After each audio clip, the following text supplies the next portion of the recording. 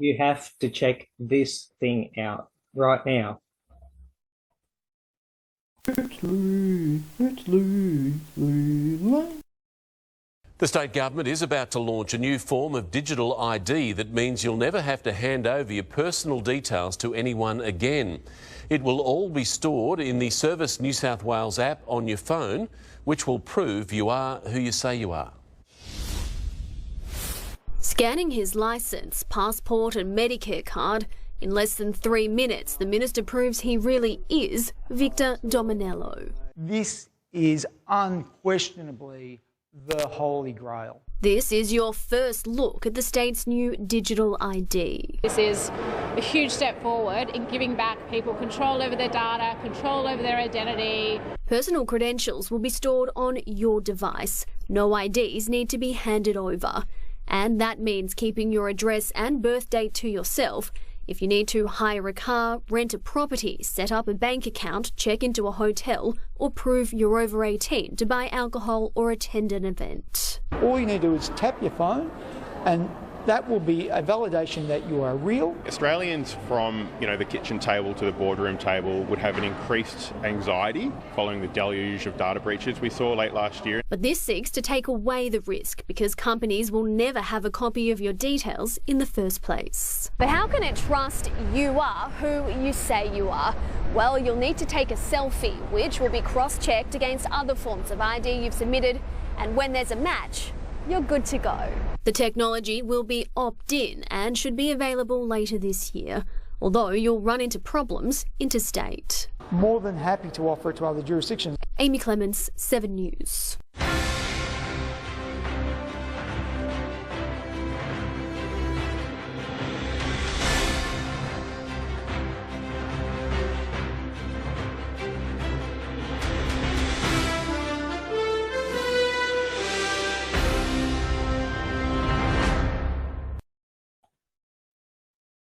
Of course, that was the video about the new digital ID that's rolling out in New South Wales.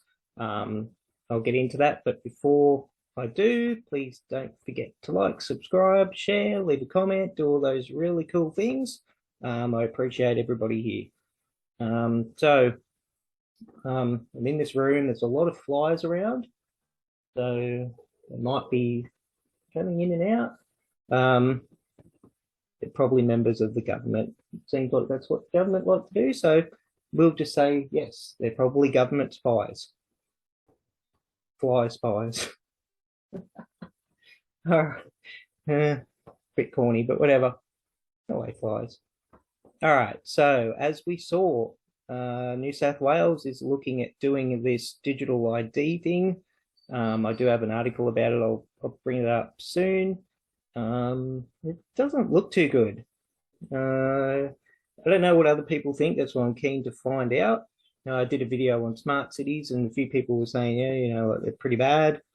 And yeah, like, let me know. Like I say, leave a comment.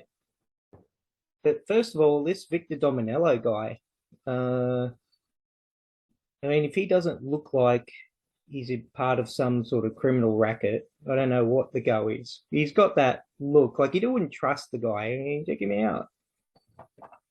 And this other lady, Kate Pounder, not a very good last name, but that's all right. We can't help that. Although if my last name was Pounder, I could probably say, I'm going to pound you in a minute. Yes, physically pound you. I could see how that could probably get me in a bit of trouble if my last name was Pounder. I'd probably end up with the name Quarter Pounder.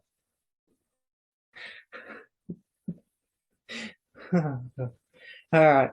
Anyway, she doesn't look too thrilled at this thing. Like, she's part of the Technology Council, but I mean, she doesn't look too happy. You have to check out that video. I mean, look at her face. She doesn't look happy. Like, yeah, like resigned to it or something. Yeah, yeah. All right, yeah, it's pretty good.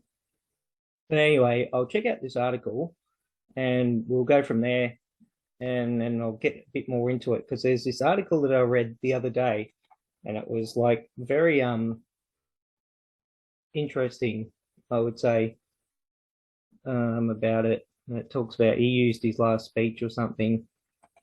So let's have a look at his article. I'll find it on the thing here. In a moment. All right, so here we go. Victor Dominello from the Smart Company. Now, of course, Victor Dominello's last ministerial speech was about the digital ID. He got a haircut, by the way. That's pretty good. Always, he was looking pretty scruffy before, but that's all right. Nothing wrong with that. All right, he's been a long-time advocate for the digitising of credentials and documents in Australia.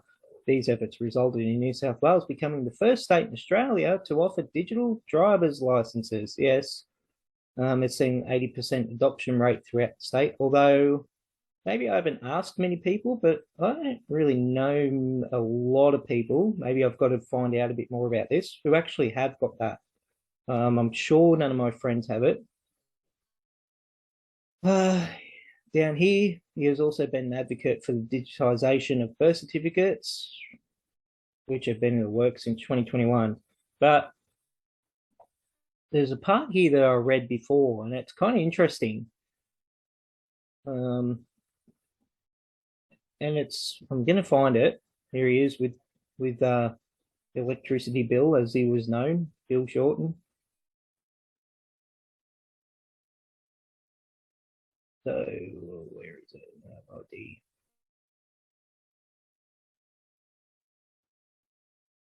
You hold the golden key, so nobody else can open it without your permission and consent, Dominello said at the event. That rhymes. For example, if you have to sign for a package, you could allow your digital ID. You could show your digital ID to a delivery driver or at the post office and have it verified without revealing your birth date. This scenario also works for showing you are over 18 at a pub or simply having to prove you are who you say you are. I don't know. This whole thing seems kind of iffy, but I'll get to that. Yeah, this part's funny. But Dominello also stated there needs to be an adequate value proposition and used New South Wales digital licenses as a use case. Okay. According to the minister, it's not the idea of being pulled over or carded that has resulted in 4.4 million people downloading a digital ID, but the convenience of being able to leave your wallet at home, which is people have found convenience in getting a microchip in, I think it was Sweden, which I always think, yeah, if you don't want to carry or leave, okay, that's an inconvenience. Taking your wallet with you, I don't know. What is the value proposition of digital ID? Why do I think this is going to be adopted at the same pace as 80% digital license? The value proposition is your privacy or privacy. Dominello used the example of corporations asking for your driver's license or passport and people being less inclined to share this information considering the risk of data breaches and leaks. Okay, but we'll get to that part in a minute. So why are you giving a copy of your driver's license in the first place? Why do you need your signature? Why do they need your date of birth? They don't need this stuff, Dominello said. Instead, I will sign in with my digital ID. Therefore, my privacy and security is the incentive. The value proposition. And the timing is quite pertinent on this, with media reports this week regarding the amount of personal information that real estate agents collect and often store on databases on renters. I don't think that's him saying it, but yeah, all right. All right. It also makes it that when it comes to service delivery, the customer is truly in control. According to Dominello, the focus of a scheme like this must be the customer. So the customer genuinely, not just in language, informs the centre of this rather than governments and banks. That's obviously a typo. Considering Dominiello's passion for ID, have a digital ID, and pushing the final hours for his ministerial position goes into caretaker mode, so he'll be mowing the lawns, I guess. It will be surprising if he doesn't stay involved in some way in the future. It will be interesting to see who picks up the torch. So which other government stooge is going to pick up the torch yet? Okay, got it. Or, you know, if they even, I'm sure that if Labor win the election, they'll have somebody there. Both of them seem pretty keen on this stuff, yep. And there's his picture, yep. This is me. See, scruffy hair. See, I've actually had issues when I've gone to the airport. You know, they've got those kiosks, and no matter what, I put my passport down, and I always get flagged and have to go do it manually. So, yeah, I don't know. Just so many interesting things there. A lot to unpack, as they say. So that's pretty much the issue that I've got with this overall is we had these security breaches. There was Optus, there was Medibank, there was a few others. They mentioned LJ Hooker there, or something happened there. And I don't see how this would actually stop anything. I just don't see. I think you can. It seems like you could actually, you know, in theory, this is my big problem with some of these ideas, and it doesn't matter what it is in technology terms or whatever. You can have a really great idea for something, so you might want to be, all right, I want to stop people from stealing another person's identity and stop data breaches or whatever. But then good ideas often go into the wrong hands. Over change of government, somebody else comes in and they go, oh yeah, well, you know, we can adopt that to be this. And that's what often happens. I'm sure if we look at some of the security that was probably put in place for all of our stuff recently. I mean, there was probably initiatives that were put in place and still we got hacked. So there goes the government fly. So I don't really see that part. I just don't see, and it's not really that exciting. Like, here he is, he's calling this the Holy Grail. Like, he called it the Holy Grail. It was in the thing. This is the Holy Grail. Like, the Holy Grail. What, really? Like, that's the Holy Grail to you. All right, okay. Just for a bit of fun, let's find out what the Holy Grail actually means, what it means, and let's see if what he's saying, Holy Grail. Oop, typing into nothing. Holy Grail. What is the Holy Grail? Holy Grail is traditionally thought to be a cup that Jesus drank from at Last Supper. Yeah, okay. What does the Holy Grail mean metaphorically? Yeah. Anything that is eagerly sought after.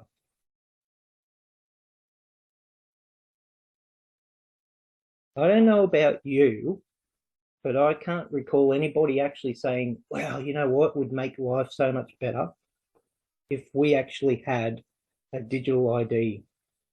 I don't remember anybody saying that, but maybe in the government, that is the Holy Grail to them, in New South Wales government anyway. But and then the fact that you're gonna have trouble with it if you go overseas, I mean, over interstate and that, which of course you won't be able to use it overseas.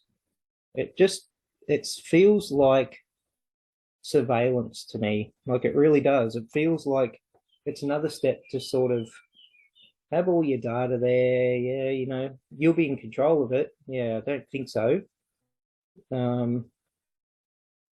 Yeah, I don't think it's the best idea.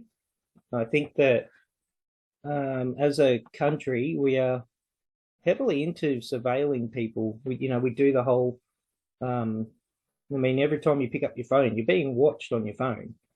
So there's this whole thing you will actually be spied on. It just feels very much like a let's sort of monitor people, and that's pretty much what they want to do. They will actually use it to monitor you, and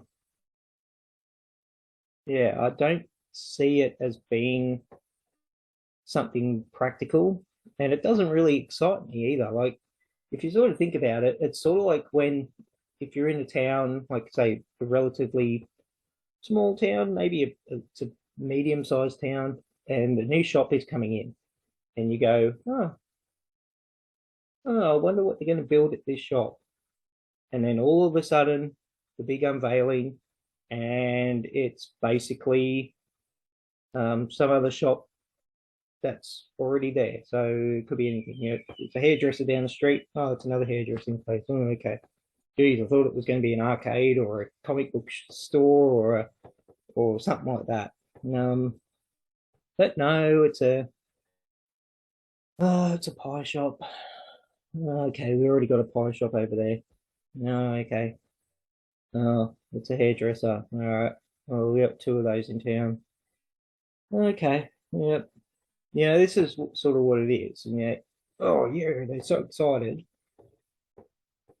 Plus, not to mention, like half the people don't even care about their digital things. Like half the people didn't even download that COVID digital thing that they had out.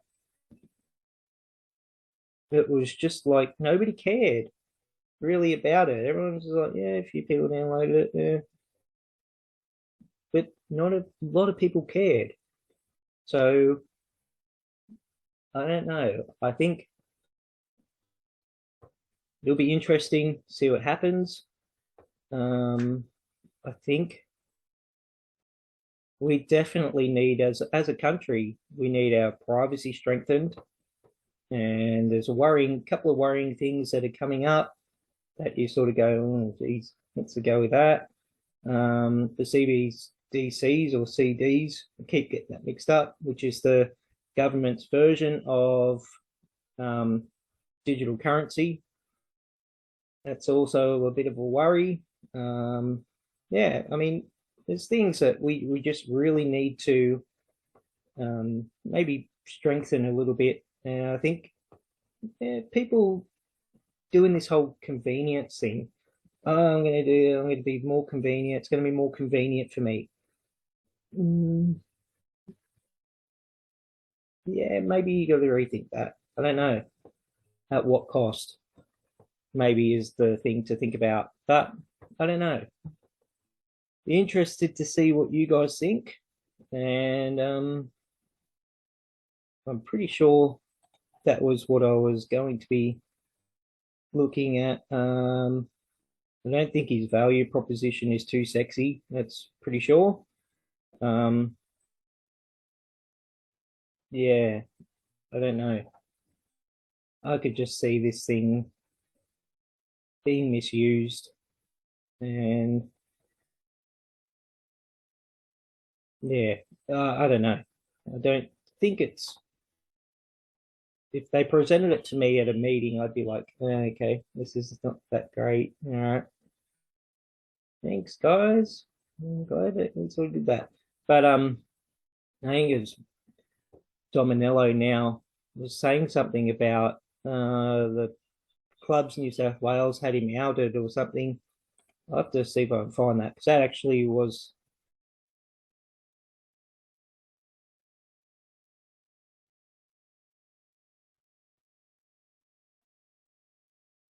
Let me just see.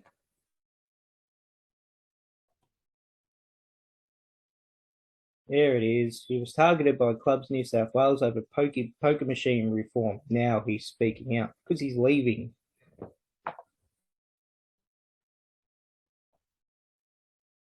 Yeah. Dominello proposed a mandatory cashless gambling card before losing the New South Wales gaming portfolio in a ministerial reshuffle. And then they've moved him on. They moved him on to this other thing, and he thought, bloody hell, yeah, I've got another thing going on here. Yeah, all right. Well, I'm not going to be able to get the cashless gambling card, although that seems to be the direction they're going in. So did he move from one to the other? That's what I'm trying to figure out. Be interesting to see where he actually went from. When did this happen? The ABC might not be the best resource, maybe. A blind spot is poker machines, and they're extraordinarily powerful. Yet there should be an inquiry or some examination to make sure that MPs are not cowed into moving a certain way because of this powerful industry, and he likened it to the gun lobby in the US. Jim Wackett, that's a good name. Almost as good as the Pounder one. Mr. Domnello was the New South Wales Minister of Responsibility for Gambling Policy when he floated the introduction of a mandatory cashless gambling card for all poker machines in the state in 2020. The reform, which would force all poker machine users to nominate how much they were prepared to lose, was aimed at addressing the problem gambling, strongly opposed by clubs in New South Wales, which has claimed the reform would cost 9,000 jobs and devastate clubs by slashing the revenue by up to 30%. Yeah, okay, so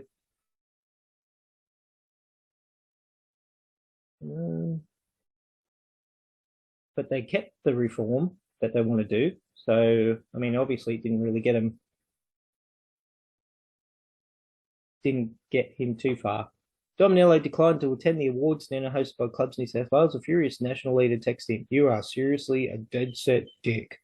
Guess it's better than what he called Andrew Constance. Do your effing job.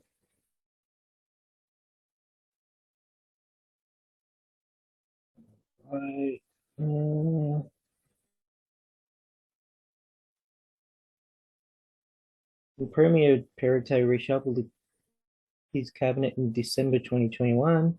So he must have had that portfolio, and he must have had the other portfolio, I'm guessing. Yeah, I'm going to check this out, okay? Just bear with me here.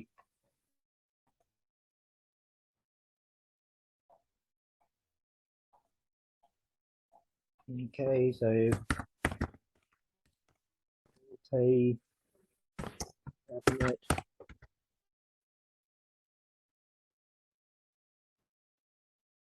Okay, so this is the 21st. This is the second cabinet. Where is he?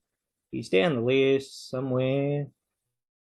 Victor Dominello, Minister for Customer Service and Digital Government. Okay, well, that's obviously what he's doing with this card.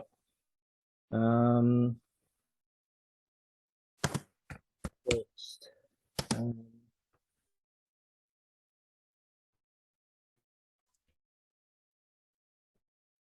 All right, the First Ministry, yo. Let's see. Where is he? Where is he?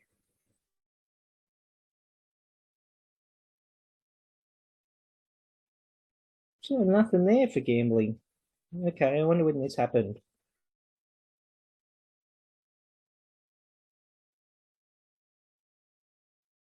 Okay. Gambling. Gaming. No? All right. Well, who knows? He's Minister for Digital and Minister for Customer Service. Customer service at the clubs, maybe. I don't know. Maybe it happened later on. When was this? Date formed 5th November 2021. Date dissolved 21st November. All right. So it must. Okay. Well, it's like 2 months. All right. Well, that's weird. Don't know. All right. So there we go. Crazy stuff. Clubs in New South Wales obviously didn't get entirely what they wanted. They got rid of Victor Dominello, I guess. If that's true, who knows? Yeah, a lot of people don't. I mean, like, as we probably know, the Chicago Mafia was skimming the profits of Las Vegas casinos back in the 60s, 70s, 80s, probably even before the 60s, I would say the 40s, 50s onwards. Yeah, Victor probably wouldn't have liked that. So I don't think he would have participated in something like that with the casinos. Hey, how about we implement a cashless card? I don't think Victor would have done very well there, but he found his niche here, I suppose.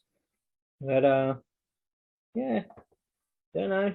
He likes surveillance, I think, old Vic. Victory of Victor. He's to the victor goes the spoils, I suppose. But yeah, let me know what you guys think about this whole digital ID. Would you actually do it? If somebody came out and said, look, here's the thing, would you do it? Maybe you will. It's obviously not the thing. I guess that they would be wanting people to use it. Like I said, I'm all for technology. I just think that technology has to be something that's going to benefit people and really solves a problem. Is this a problem that needs to be remedied with technology? Maybe not in the way that they're presenting it. Anyway, that's just my view. I'm happy for people to share theirs. And yeah, I will chat to you all later on. All right, that's it for now. I'll see you later. All right, thank you.